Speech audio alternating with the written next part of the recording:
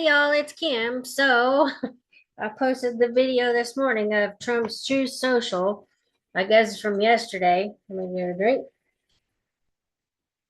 Basically claiming that the Epstein files were manufactured by the Obama administration or Clinton or whatever, almost comparing it to the Steele dossier, which is this right here that I'm actually reading.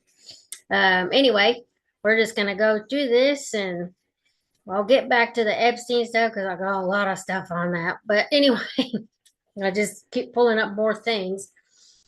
But Company Intelligence Report 2016 says Russia US presidential election. Oh, this is video two of this, just so you know. Further indications of extensive conspiracy between Trump's campaign team and the Kremlin. Summary: further evidence of extensive conspiracy between Trump's campaign team and Kremlin, sanctioned at highest levels and involving Russian diplomatic staff based in the U.S. Trump associate admits Kremlin behind recent appearance of DNC emails on WikiLeaks as means of maintaining plausible deniability. Agreed exchange of information establishes in both directions Trump's team using moles within DNC and hackers in the US as well as outside in Russia. Putin motivated by fear and hatred of Hillary Clinton.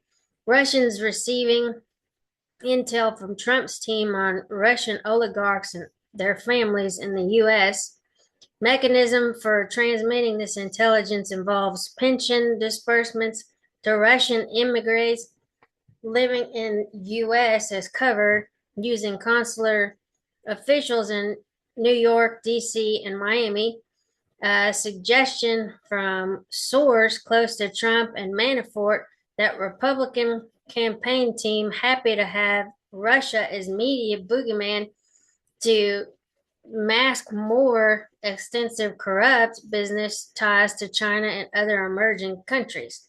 So detailed speaking in confidence to a compatriot in late July 2016, source E, an ethnic Russian close associate of Republican U.S. presidential candidate Donald Trump, admitted that there was a well-developed conspiracy of co-conspirators, or excuse me, conspiracy of cooperation between them and the Russian leader.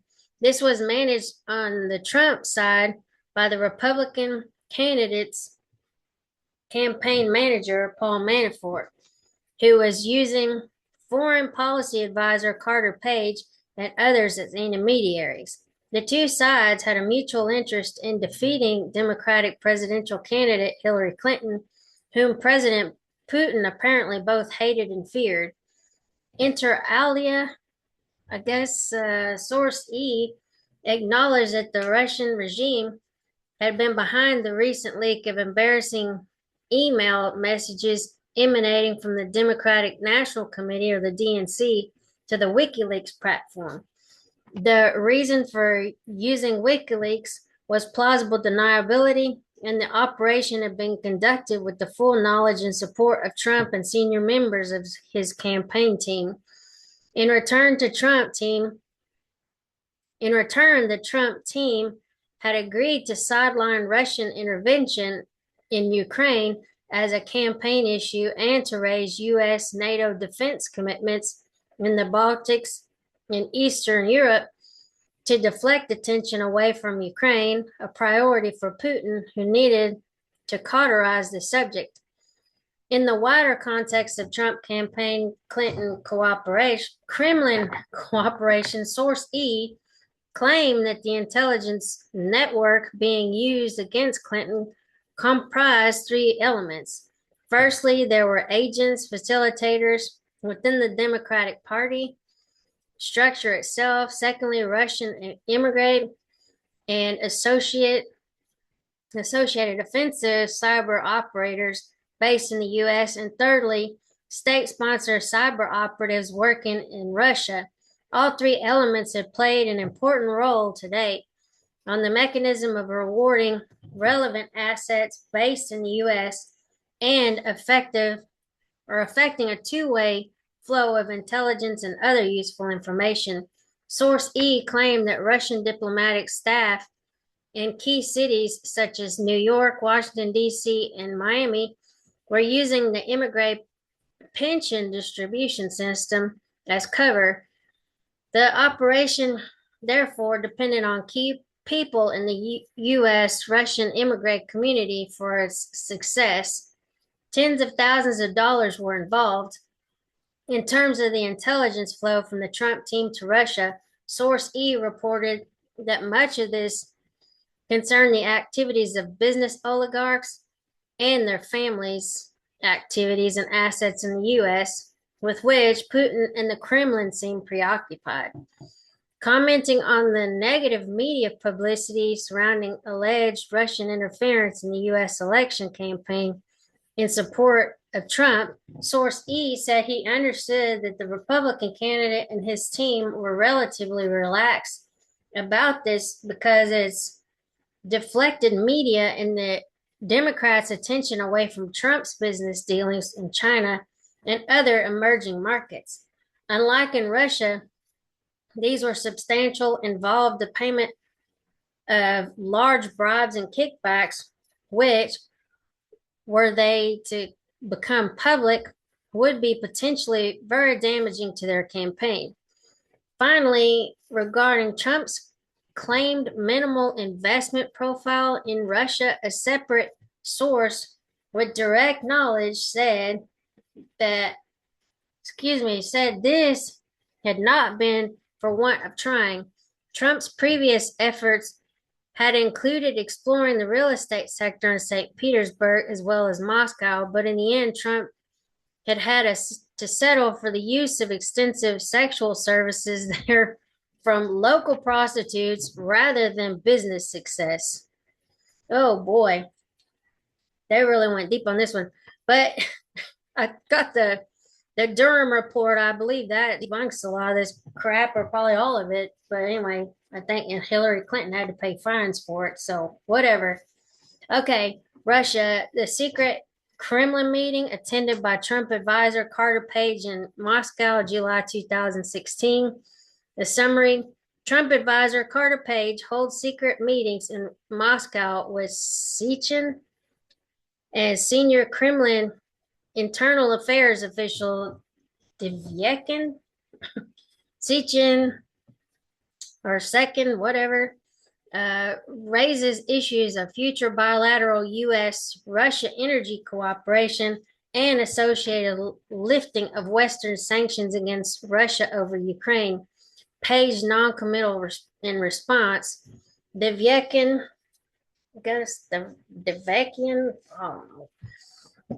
discusses release of Russian dossier of compromise on Trump's opponent, Hillary Clinton, but also hints at Kremlin possession of such material on Trump.